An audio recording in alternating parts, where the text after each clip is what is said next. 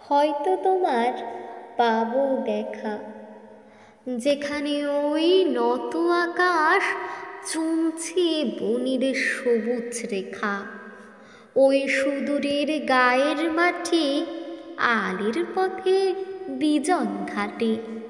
হয়তো এসে মুচকি হেসে ধরবে আমার হাতটি একা, ওই নীলের ওই গহন পারে ঘোমটা হারা তোমার চাওয়া।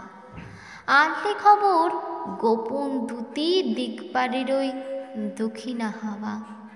বনের ফাঁকে দুষ্টু তুমি, আসে যাবে নয়না চুনি, সেই সে কথা লিখছে হেতা দিগ্বলয়ের অরুণ লেখা।